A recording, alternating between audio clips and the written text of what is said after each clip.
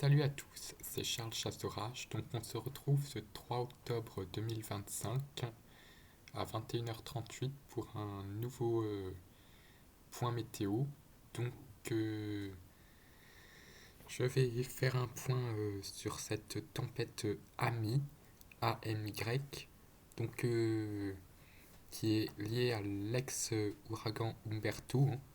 Il y a, une- il y a cet ex-ouragan qu'on a vu sur les images satellites se décrocher de l'Atlantique, se faire happer par le jet. Et ensuite, ça a donné cette bombe météo là sur les îles britanniques. Là, c'est l'ex Imelda qui est devenue une dépression subtropicale, qui fait remonter de l'air doux sur l'Atlantique. Et ça, c'est pour moi, d'après ce que j'ai vu, c'est l'ex Umberto qui s'était fait complètement écrabouiller par le jet et qui a retrouvé une nouvelle vie, une tempête classique des latitudes moyennes, et il a été renommé Imelda. Non, il a été renommé Ami, A-M-Y, à la place de Umberto, parce qu'il y a une partie de Umberto qui s'est retrouvée en lien avec l'écrasement lié au conflit de master qu'il y a eu, qui s'est retrouvée un peu aspirée par Imelda, qui tourne toujours ici à 985 hectopascales, une tempête en mer aussi, qui devient une tempête post-tropicale. Et là, on a cette tempête des latitudes moyennes très violente sur l'ouest de l'Écosse, avec des pointes de vent impressionnantes. Donc, on va parler déjà de cette situation en Écosse et en Irlande, surtout vers l'ouest de l'Écosse, les impacts que ça va avoir en France demain, et ensuite je ferai un point sur les tendances prochaines qui se dessinent à moyen terme. Donc si on commence par les rafales de vent sur les îles britanniques, en ce moment c'est impressionnant.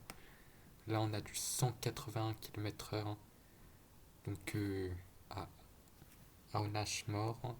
Ici 154 km/h, donc le vent se déchaîne en ce moment. Ça rentre même là sur les hauteurs avec 186 km/h et même en pleine 118 km/h, alors que c'est la côte est de l'Écosse. Vraiment, ici, le vent s'acharne sur ces reliefs-là, que même à l'abri des reliefs, on a des bonnes rafales. Voilà la situation côté britannique. Donc euh, pour les impacts en France, je vais sortir le dernier run d'arômes et les rafales. Ça va être une ligne de grain qui va circuler demain, qu'avec le vent qui va déjà bien forcir progressivement en fin de nuit, et puis ensuite ce front froid qui va vite balayer le nord et même l'ouest jusqu'à la région centre, qui va balayer tout le pays en arrivant par le nord-ouest, donc ce front froid bien délimité par la convergence des vents. Puis ensuite à l'arrière des averses bien venteuses, surtout vers les Hauts-de-France, donc de grosses rafales de vent sous les lignes de grain. Donc, euh, Puis ensuite les vents vont se calmer assez progressivement mais sûrement. Donc euh, Voici la situation, surtout en mer, là, la mer va être très agitée. Donc euh, Là je vais vous emmener ensuite sur la vigilance que Météo France a émise pour demain. Une grande vigilance jaune vent violent.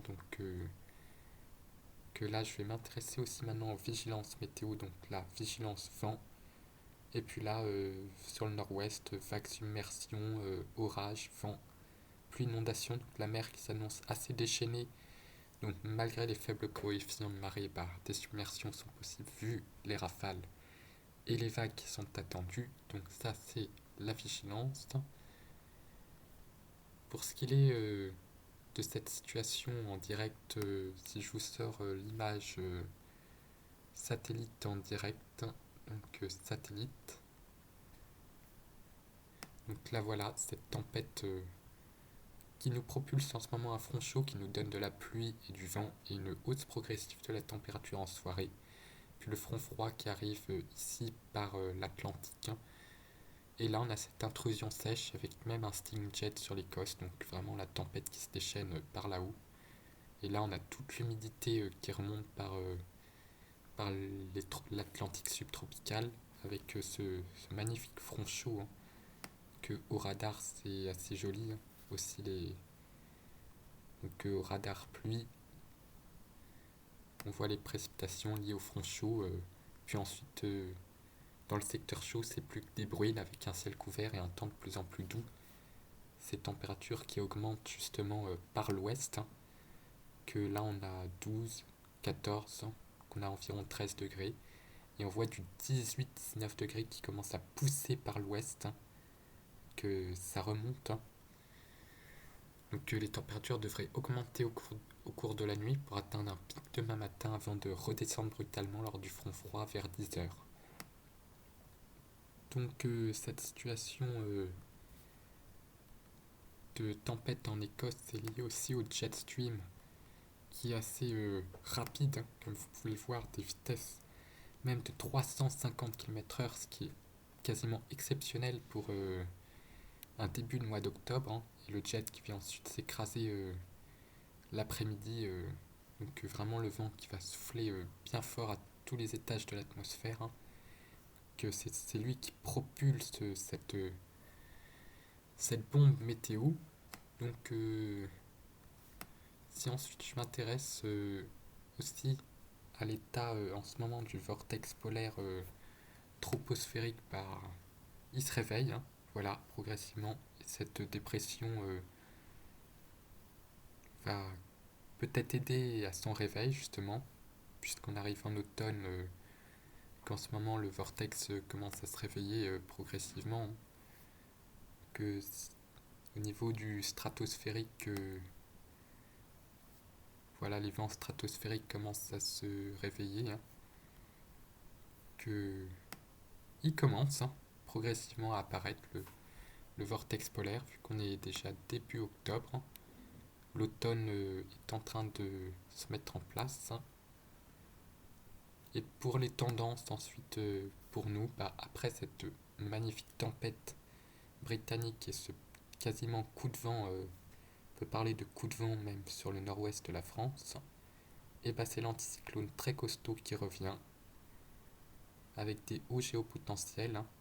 Donc ça devrait être assez durable, donc on va retrouver du temps calme et une masse d'air assez douce en altitude, aux alentours des 10-12 degrés peut-être, si ça arrive à bien monter. Donc là on voit bien au niveau de 850 hectopascales l'intrusion d'air plus frais, puis ensuite la masse d'air remonte. Et comme on est en automne, les températures au sol vont peut-être certaines journées avoir un peu de mal à monter, parce que le soleil commence à être un petit peu plus faible. Et il va peut-être avoir un petit peu de mal certaines journées à cause des humidités. Mais voilà, on devrait renouer avec les 20 degrés, au moins 18 degrés tous les jours après sur la moitié nord. Donc un temps qui serait de saison, voire très très légèrement au-dessus. Sachant que les normales de saison baissent rapidement maintenant à cette période de l'année. Donc voilà la première tempête qui est bien violente, donc première grosse tempête de l'automne sur les îles britanniques.